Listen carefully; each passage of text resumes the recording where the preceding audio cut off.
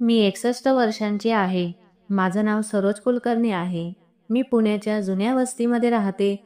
त्या सकाळी मी 2 जणांसाठी डोसा केला होता. नारळाची चटणी पण वाटली होती. गॅस बंद झाली तेव्हा स्वयंपाकघरात हलकीशी वाफ उरली होती. ताटं मांडलेलीच राहिली. वेळ हळूहळू पुढे सरकत होता. मी स्वतःशीच म्हणाले, विनायक येईल, ऑफिस असेल, ट्रॅफिक असेल, सुनेचा मूडही असेल, पण येईल. दुपारी 2ला बेल वाजली. माझं मन लहान बाळासारखं उडालं. दार उघडलं तर माझा मुलगा उभा होता. हातात स्वस्त दुकानातले बुके, चेहऱ्यावर तीच हसरी मुद्रा जी तो तेव्हाच आणायचा जेव्हा काही उधार घेऊन परत करायचं नसायचं. त्याने म्हटलं, हॅपी बर्थडे आई. लवकर तयार हो, लंच बुक आहे. मी घाईघाईने ओढणी नीट केली, दार बंद केलं, कुलूप लावलं. मी माझे बरे सँडल घातले जे थोडेसे दिसायला ठीक वाटतात. गाडीत बसले तेव्हा मन जोरजोराने धडधडत होतं, जणू काही सणासुदीचा दिवस होता. आम्ही शहराच्या दिशेने न वळता एका शांत रस्त्याने गेलो, जिथे झाडं जुन्या नाण्यांच्या रंगासारखी दिसत होती. पुढे एक इमारत दिसली, स्वच्छ, नीटनेटकी आणि मोठ्या अक्षरात लिहिलेलं होतं, शांतिवन वरिष्ठ निवास. माझी नजर त्या फलकावर थांबली. पोटात काहीतरी घट्ट झालं. मी हळू आवाजात विचारलं, हा लंच नाही ना? विवेकने गाडी थांबवली आणि डिक्की उघडली. आई, हे तुझ्या भल्यासाठी आहे. तू एकटी राहतेस, विसरायला लागली आहेस. इथे सगळ्या सुविधा आहेत, मित्र मिळतील, ॲक्टिव्हिटी होतील. मी म्हणाले, मी काय विसरते? माझा आवाज थोडा उंचावला. तो शांत राहिला. टिक्कीत माझं सुटकेस ठेवलं होतं, तेच गुलाबी रंगाचं जे मी कित्येक वर्षापूर्वी घेतलं होतं. त्याच्या चेनवर मी एक छोटीशी पिवळी रिबीन बांधली होती, जेणेकरून गर्दीत सहज ओळखता येईल. त्याने ते उचललं आणि माझ्या हातात दिलं. चला आत. रिसेप्शनवर मुलगी जबरदस्तीचं हसू घेऊन उभी होती. कॉफी आणि ब्लीच यांचा मिसळलेला वास हवेत पसरत होता. ती म्हणाली, आंटी, काही दिवस रेस्पाईट स्टे राहतील. आम्ही सपोर्ट सेट करू. फोन आम्हाला द्या, सेफ राहील. मी माझा फोन घट्ट पकडला. माझा फोन मी ठेवेन. विनायकने माझ्या खांद्यावर हलकासा दाब दिला. आई, इथले नियम आहेत. बरं होईल, फक्त काही दिवस. माझ्यासमोर कागद ठेवले गेले. नाव, पत्ता, ब्लड ग्रुप, औषधं, इमर्जन्सी नंबर आणि एक पान ज्यावर लिहिलं होतं, किमती सामान ठेवू नये. फोन रिसेप्शनमध्ये जमा करावा. रिसेप्शनिस्टचं हसू तसंच होतं, पण तिचे शब्द धारदार सुरीसारखे होते. मला एक खोली दाखवली गेली. भिंती बेचिराग, पलंग हलला की मंद गुंजारव व्हायचा. खिडकीतून विटांची भिंत दिसायची. मी कोट काढलाच नाही. सुटकेसच्या शेजारी बसले. मला असं वाटत होतं जणू मीच सामान आहे. कुणी आणला, कुठेतरी ठेवला. आता कुणीतरी दुसरा उचलून नेईल. विवेकने माझ्याकडे पाहत म्हटलं, मी संध्याकाळी येतो. काही लागलं तर विचार. इथला स्टाफ खूप चांगला आहे. मी फक्त एवढंच विचारलं, माझं घर कोण उघडलं? त्याने नजर झुकवली. आई, गरजेचं होतं. तुला आता कळत नाही. माझ्या गळ्यात गरम लाट उसळली. शब्द तिथेच अडकले. त्याने घाईघाईने ठीक आहे म्हणत बाहेर पाऊल टाकलं. दार बंद होताच आलेली शांतता आवाजापेक्षा जास्त जड भासत होती. संध्याकाळी कॉरिडॉरमध्ये मंद उजेड होता. कुठल्या तरी खोलीतून टीव्हीचा आवाज येत होता. कुठेतरी भांडी ठेवण्याची खडखड ऐकू येत होती. माझ्या रूममध्ये रीना नावाची बारीक पांढऱ्या केसांची बाई दिवसभर झोपलेली होती. रात्री ती हलके हलके घोरण्याच्या आवाजात गुंग झाली. बिछाण्यातून ब्लीचचा स्वच्छ वास येत होता. मी खिडकीतून पाहिलं तर विटांच्या भिंतीलगत एक छोटंसं रोप ठेवलेलं होतं, जे कोणीतरी बहुधा स्वतः लावलेलं असावं. रात्र खूप लांबली. डोळे मिटले नाहीत तेव्हा आठवणी उघडल्या. विनायकचं लहानपण, त्याचे फाटलेले गुडघे, मी जे प्रत्येक वेळी औषधं लावत असे, तेच हात आज रिकामे होते. मी स्वतःशीच म्हटलं, हद्द असते, पण आज रडायचं नाही. आज नाही. सकाळी ब्लड प्रेशर घ्यायला एक नर्स आली. तिच्या नावाच्या पट्टीवर रुही असं लिहिलं होतं. केस स्वच्छ गाठीमध्ये बांधलेले. तिनं हसून विचारलं, झोप ठीक झाली आंटी? मी खरं सांगितलं, नाही. तिनं नोंद केली. मग हळू आवाजात म्हणाली, तुम्ही कन्फ्यूज वाटत नाही. मी तिच्याकडे पाहिलं. तिच्या डोळ्यात काहीतरी वेगळं होतं. जणू ती ऐकतेही आणि पाहतेही आहे. मी हळू आवाजात म्हटलं, कुणाला वाटतं मी विसरायला लागले? ती अजून हळू आवाजात म्हणाली, इथे शब्दांना खूप अर्थ असतो. टेम्पररी म्हटलं तर वेगळं, परमनंट म्हटलं तर वेगळं, व्हॉलंटरी म्हटलं तर वेगळं, ॲडमिटेड म्हटलं तर वेगळं. कॅपॅसिटी बरोबर लिहिली तर कहाणीच बदलते. कहाणी? मी विचारलं. हो, ती म्हणाली. कारण कोर्टात जे लिहिलं जातं तेच खरं मानलं जातं. बऱ्याचदा. ती निघू लागली, मग परत वळली. आपण काय काम करत होता? केटरिंग. मी म्हटलं, SR केटर्स. तिथले खाते मीच ठेवायचे. कॉलम मला लक्षात राहायचे. रुही हलकेच हसली. कॉलम पुरावा बनतात. कधी काही लागलं तर मला बोलवा. तिनं ब्लड प्रेशर मशीन आवरली. मग जणू अचानक आठवल्यासारखं म्हणाली, फोन रिसेप्शनमध्ये आहे ना? मी मान हलवली. त्यांच्या मते तिथेच सेफ आहे. ती काही न बोलता खोलीतून बाहेर गेली. तिची चाल वेगवान नव्हती पण ठाम होती. जणू ती आपल्या आत काहीतरी ठरवून चालत होती. दिवस हळूहळू पुढे जात होते. स्टाफ बहुतेक वेळा ठीक होता, पण स्वीट हार्ट आणि आंटी असे शब्द कधीकधी टोचायचे. मी जे होते ते कुणाला माहीत नव्हतं. मी स्वतःला जशी समजत होते त्याचा काहीही रेकॉर्ड नव्हता. मी कॉमन रूममध्ये ठेवलेली जुनी मासिकं उचलली. पानं चाळताना मन शांत झालं. दुपारी रीनानं माझ्याकडे पाणी मागितले. मी दिलं तर ती म्हणाली, तू नवी आहेस, लवकर शिकशील. इथे कधी हसायचं, कधी गप्प राहायचं. मी तिला विचारलं, तू किती दिवसापासून आहेस? तिनं डोळे मिचकावले. आठवत नाही, पण तारखा ते बोर्डावर रोज लिहितात. रात्री खोलीत शांतता हळूहळू पसरली तेव्हा एक छोटा विचार मनात ठसला. जो भीती होता तो पूर्ण सत्य नव्हता. खरं हे होतं की मी इथे एकटी नव्हते. माझ्या सवयी माझ्यासोबत होत्या. खाते उघडण्याची सवय, तारखा बघण्याची सवय, वस्तूंना स्वतःच्या नावाने ओळखण्याची सवय. मी मनात ठरवलं, जर माझी कहाणी कागदांमुळे बिघडली असेल तर कागदांमुळेच नीट होईल. दुसऱ्या दिवशी पुन्हा रुही आली. तिनं वायटल्स घेतले. मग फार हळू आवाजात विचारलं, जर मी एखाद्या व्हॉलंटियर वकिलाचा नंबर दिला तर तुम्ही बोलाल का? फक्त माहितीसाठी. मी थोडा वेळ विचार केला. हो. मी म्हटलं, माहिती वाईट गोष्ट नाही. तिनं एक जुना झिजलेला कार्ड काढून त्यावर बोट ठेवलं. नाव आहे आदित्य मेहता. खूप बोलत नाही, पण जे लिहितो ते कोर्टात टिकतं. मी कार्ड हातात घेतलं. कार्डाच्या कडेवरची शाई हलकी पसरली होती. जणू अनेकांच्या हातून गेलं होतं. कार्ड पकडताच माझ्या हातात जुन्या बही खात्याची ती चूक परत आली. सरळ रेषा, स्वच्छ कॉलम, बरोबर तारखा. माझ्या आत जो कुलूप उलट फिरत होतं तो जणू नीट जागेवर बसला. त्याच संध्याकाळी कॉरिडॉरमध्ये एक पोस्टर बदललं जात होतं. जुन्या पोस्टरवर मोठ्या अक्षरात लिहिलं होतं, इथे तुमचं कुटुंब आहे. नवीन पोस्टर साधं होतं, इथे तुमची पसंती विचारली जाते. मी खूप वेळ त्याकडे पाहत राहिले. कदाचित कोणीतरी शब्द बदलले होते. कदाचित आता माझी पाळी होती. रात्री मी स्वतःशी हळूहळू म्हटलं, मी विसरणारी नाही, मी लिहिणारी आहे. माझा आवाज खूप मंद होता, पण खोलीच्या भिंतींनी तो पकडून ठेवला. रीना झोपलेली होती.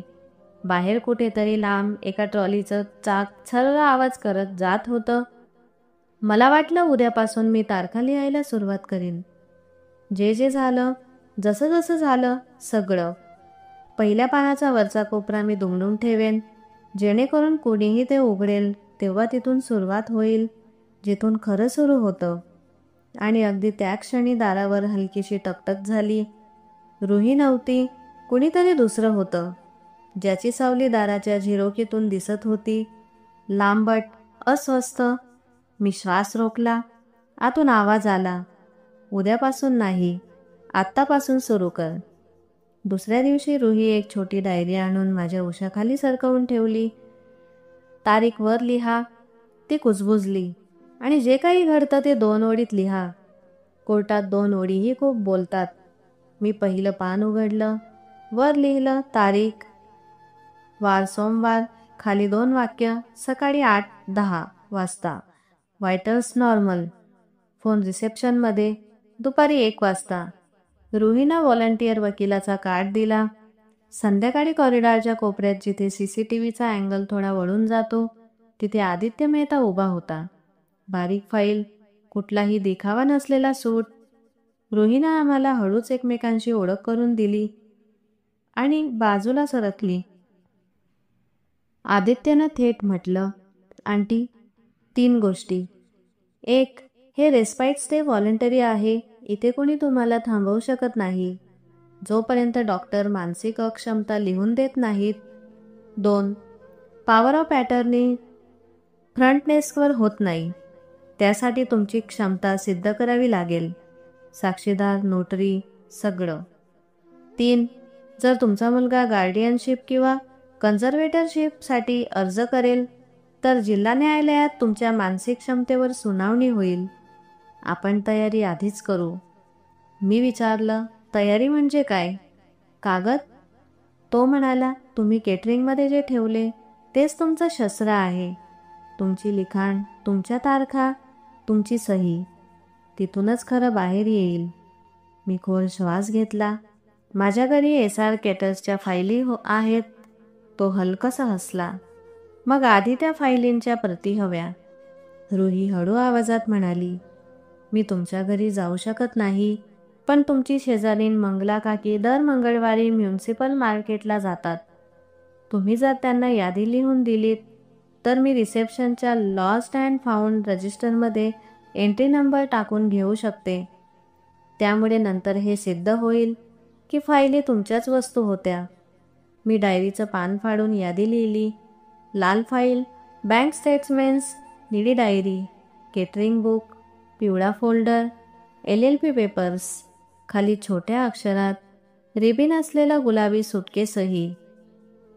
3 दिवसांनी दुपारी रिसेप्शनच्या प्लास्टिकच्या ट्रेमध्ये माझ्या वस्तू होत्या. त्यावर छोटासा चिठ्ठा, बिलोन सिंग्स रिटर्न, एंट्री माय मेस 49. मंगला काकींनी लांबून हात हलवला. मला रडावंसं वाटलं, पण मी रडले नाही. मी फायली माझ्या खोलीत आणल्या आणि रीना झोपल्यावर बिछाण्यावर पसरवल्या. तोच जुना शाईचा वास, तेच वाकलेले कोपरे, तीच माझी लिखाण, सरळ रेषा, नीट मोजून काढलेली राची शेपटी. संध्याकाळी आदित्य आला. आम्ही 3, मी, रुही, आदित्य बिछाण्याभोवती गोल बसलो. मी आधी निळी डायरी उघडली. महिना केटरिंगचे बिल, पीठ, डाळ, तेलाचे खर्च, ग्राहकांची नावं आणि खाली माझी सही. मी बोट दाखवून म्हणाले, पहा, जेव्हा मी दमते तेव्हा राचा घेरा छोटा होतो. जेव्हा घाईत असते तेव्हा तारखेच्या टोचा वरचा काटा थोडा वाकतो. आदित्यने मान हलवली. हीच बेसलाईन आहे. आता संशयास्पद कागदांशी तुलना होईल. आम्ही पिवळ्या फोल्डरमधले कागद बाहेर काढले. SR कॅटर्स, LLPचं रजिस्ट्रेशन पेपर, एक जुना गोडाऊन जो रामकांत आणि माझ्या नावावर होता, आणि माझा श्वास तिथेच अडकला. 2 वर्षांपूर्वी उघडलेली लाईन ऑफ क्रेडिट LLPच्या नावावर होती, ज्यावर रामकांतची सही होती, पण त्यांचा मृत्यू आधीच झाला होता. मी हळू आवाजात म्हटलं, हे अशक्य आहे. आदित्यनं कागद उचलले. हाच या केसचा केंद्रबिंदू आहे. मग आम्ही नोटरीची मोहर पाहिली. नंबर तोच जो 10 वर्षांपूर्वी घराच्या रिफायनान्स पेपरवर होता. आदित्य म्हणाला, ही नोटरी मध्येच निवृत्त झाली होती. जर तोच सील नंबर नवीन सहीवर आला तर म्हणजेच मोहराचा गैरवापर किंवा डुप्लिकेट स्टॅम्प. दोन्ही गंभीर आहेत. पुढच्या पानावर माझ्या नावाची एक ओव्हरड्राफ्ट परवानगी, तारीख तीच ज्या दिवशी मी रुग्णालयात रामकांतचे कागद सांभाळत होते. मी कुजबुजून म्हटलं, त्या दिवशी मी बँकेत गेलेच नव्हते. आदित्यने लगेच नोंद केली. आणि रुही शांतपणे बघत होती. मग ती म्हणाली, माझ्या आईच्या केसमध्येही असंच झालं होतं. तिथे कुणीतरी परमनंट ॲडमिशन लिहिलं होतं, पण डॉक्टरने रेस्पाईट म्हटलं होतं. एक शब्द आणि महिन्यांची बंदिश. मी तिच्याकडे पाहिलं. तुझाही पैज इथेच लागलाय, नाही का? ती हलकेसे हसली. थोडंसं का होईना, पण योग्य शब्द योग्य ठिकाणी ठेवणं हेच माझं काम आहे. त्याच संध्याकाळी एक नोटीस आली विनायककडून. अभिभावकत्वासाठी न्यायालयात याचिका. माझ्या छातीत धडधड वाढली. मी डायरी उघडली आणि लिहिलं, नोटीस प्राप्त, तारीख, वेळ. कॉरिडॉरमधल्या घड्याळाच्या टिकटिक आवाज ऐकू येत होता. माझ्या भीतीलाही मी दस्तऐवज बनवत होते. आदित्य म्हणाला, आता इंडिपेंडंट कॅपॅसिटी इव्हॅल्युएशन करून घ्या. डॉक्टर लावण्या येतीलच या गृहसुविधेत. मोठा इंटरव्ह्यू घेतील. त्यांचा रिपोर्टही पहिली ढाल आहे. 2 दिवसांनी डॉक्टर लावण्या आल्या. साधीसुधी साडी, उघडा चेहरा, न बोलतानाही विश्वास. त्यांनी मला खाणं, झोप, औषध, रस्ते, नावं, तारखा सगळं विचारलं. अचानक विचारलं, तुमच्या मुलाचा वाढदिवस? 9 ऑगस्ट. मी म्हटलं. त्या सकाळी पाऊस होता. हॉस्पिटलच्या खिडकीतून पिंपळ दिसत होता आणि मला काळजी वाटत होती की डिलिव्हरीनंतर केक कसा कापणार, कारण घरात वीज नेहमी जात असे. त्या हलकेच हसल्या. तुम्ही तारीख नाही, दिवस जगता. जाता जाता म्हणाल्या, रिपोर्ट 2 दिवसात तयार होईल. दरम्यान विनायक सोशल मीडियावर व्हिडिओ टाकत होता. आई भरकटत आहे. कुणीतरी त्यांना फसवतं आहे. तीच जुनी काळजी, तीच लाईक कमेंटची गर्दी. मी टीव्ही बंद केला. टीव्हीचा रिमोट माझ्या खोलीत होता. ही छोटीशी स्वातंत्र्य अजून मिळालेली होती. पुढची 2 दिवस आम्ही टाईमलाईन बनवत बसलो. आदित्य म्हणाला, कमी पण ठोस. आम्ही एका पानावर दिवस, घटना, कागदाचं नाव आणि एक छोटा मानवीय नोंद लिहिला. जसं त्या संध्याकाळी रीनाने गाजराचा हलवा मागितला. म्हणजे कुणी विचारलं तर मी लक्षात ठेवू शकेन की त्या दिवशी मी कुठं होते, काय ऐकलं, काय जेवण दिलं. न्यायालयात फक्त कायदा नाही, विश्वासार्हताही बोलते. आदित्य वारंवार म्हणत होता. रुहीने रिसेप्शन रजिस्टरमधून माझ्या फोनच्या डिपॉझिट एंट्रीची फोटोकॉपी काढून घेतली. तारीख, वेळ, रिसीव करणाऱ्याच्या सही.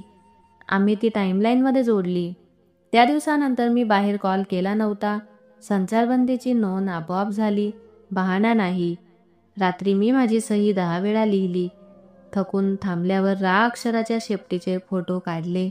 दुसऱ्या सकाळी संशयित दस्तऐवजांशी त्या राची तुलना केली. माझं कपाळ थंड होतं, पण हात स्थिर. मी म्हटलं, जो थकवा माझ्या रामध्ये दिसतो तो इथे नाही. ही माझी नक्कल आहे, मी नाही. आदित्य म्हणाला, कोर्टात तुम्ही हेच वाक्य बोला, सरळ, न थांबता. दुपारी डॉक्टर लावण्यांचा रिपोर्ट आला. Fully oriented, memory intact, judgement sound. निर्णयाच्या परिणामांचा स्पष्ट बोध. खाली त्यांची सही, नोंदणी क्रमांक, तारीख. मी तो रिपोर्ट माझ्या डायरीच्या पहिल्या पानासोबत क्लिप केला. जिथून सत्याची सुरुवात झाली तिथेच हे राहील. संध्याकाळी शांतिवनच्या कॉरिडॉरमधून तीच सरळ करणारी ट्रॉली गेली. रीनाने कुशी बदलली आणि हळूच म्हणाली, आज तुम्ही जिंकलेल्यासारख्या दिसता. मी हसले. आज कागद बोलले आहेत.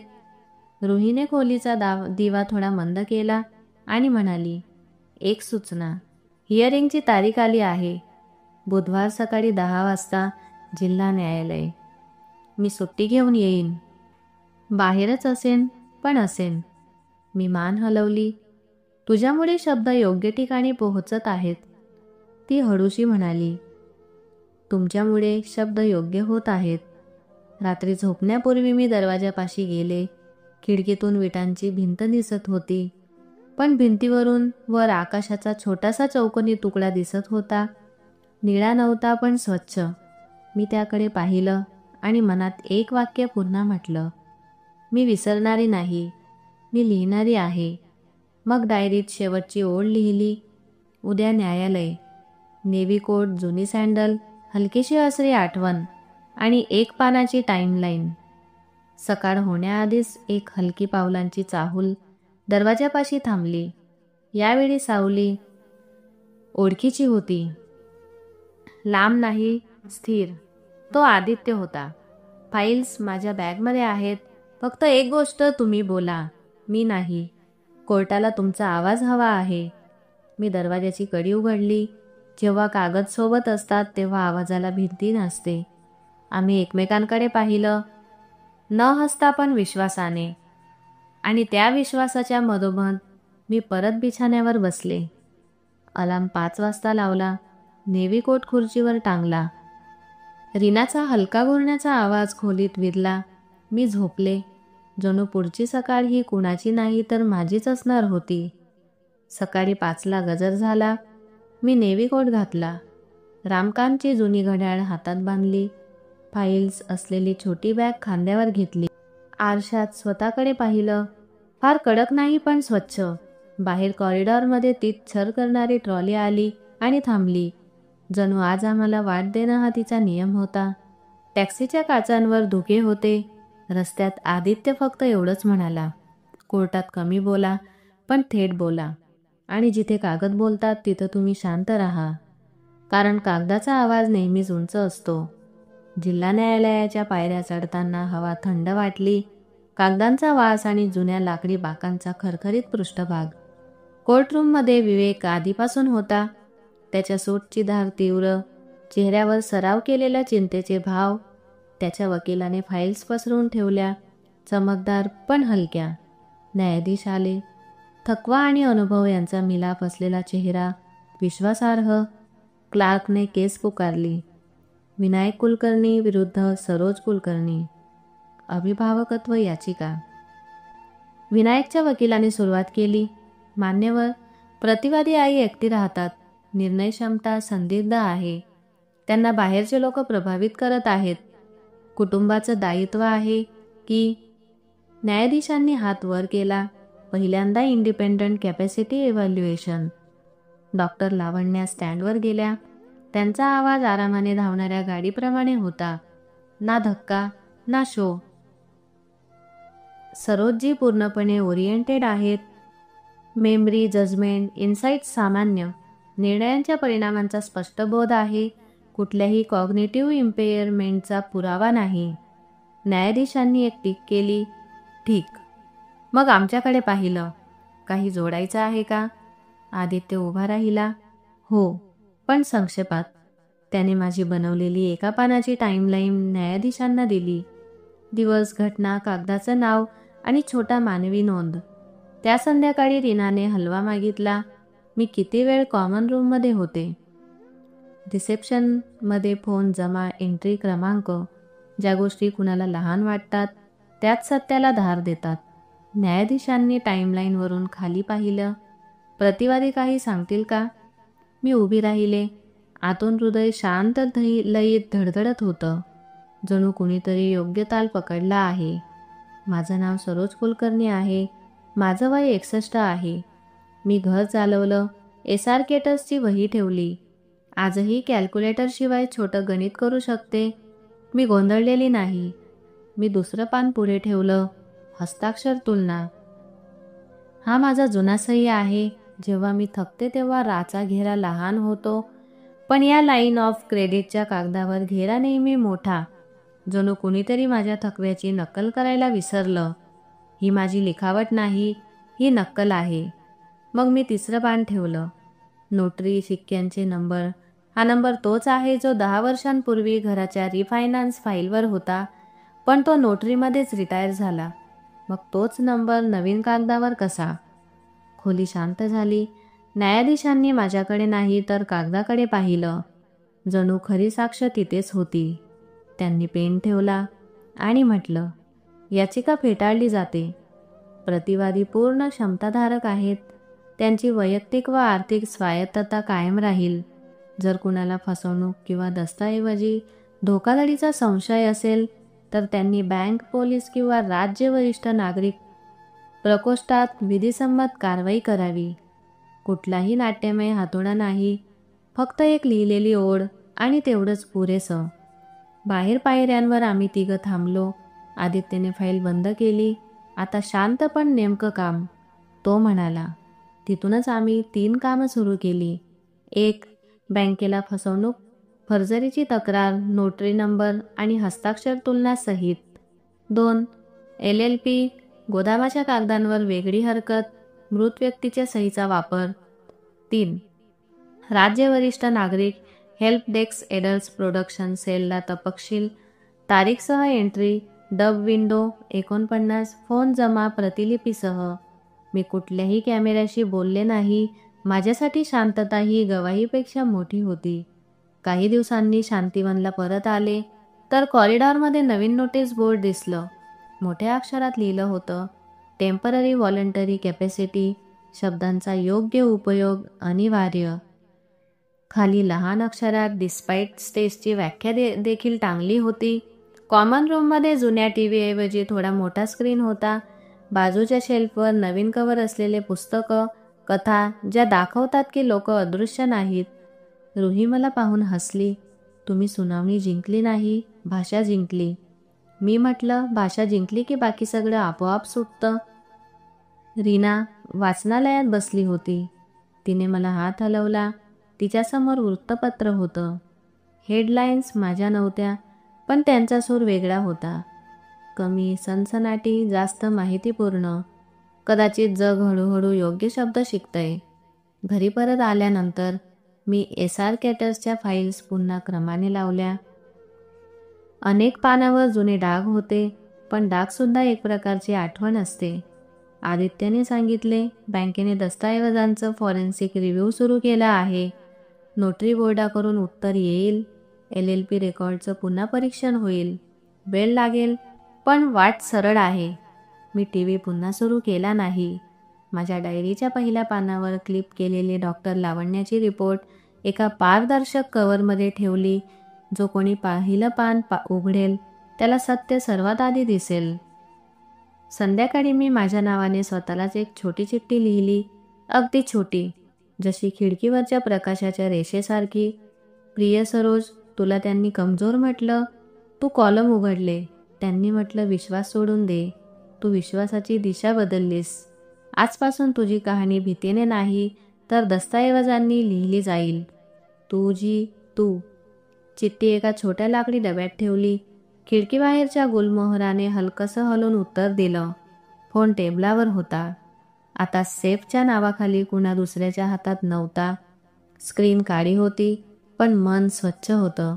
रात्री शांतिवनच्या बाहेरून आलेल्या कुठल्याशा ट्रॉलीचा हलका छर्र आवाज पुन्हा ऐकू आला. जणू कुठली तरी जुनी सवय निरोप देत होती. मी डायरीचं नवीन पान उघडलं. वर लिहिलं तारीख, खाली फक्त एक वाक्य, आजचा निर्णय माझ्या हातात आहे आणि बस. खोली खुली हवा हलकी आणि कहाणी तिथे येऊन थांबली, जिथून माझं आयुष्य पुन्हा थेट चालू लागलं. मित्रांनो, जर ही कथा तुमच्या मनाला आवडली असेल, तुम्हीही कधी अशा प्रसंगातून गेलात का, जेव्हा आपल्या माणसांनीच फसवलं? तुमचा आवाज महत्त्वाचा आहे. ही कथा जास्तीत जास्त शेअर करा, जेणेकरून इतरांनाही कळेल की वृद्धांचा मान आणि हक्क हिसकावून घेणं किती मोठा गुन्हा आहे. तर मित्रांनो, तुम्हाला ही कथा कशी वाटली कमेंट करून जरूर सांगा. आणि कथा आवडली असेल तर तिला लाईक करा आणि आपल्या मित्रांसोबत शेअर करा. अशाच नवीन आणि रोचक कथांसाठी आमच्या चॅनलला सबस्क्राईब करा. आणि हो, बेल आयकॉन दाबायला विसरू नका, जेणेकरून आमची कोणतीही कथा तुम्ही मिस करू नका. आपण पुन्हा भेटूया एका नवीन कथेसह. धन्यवाद.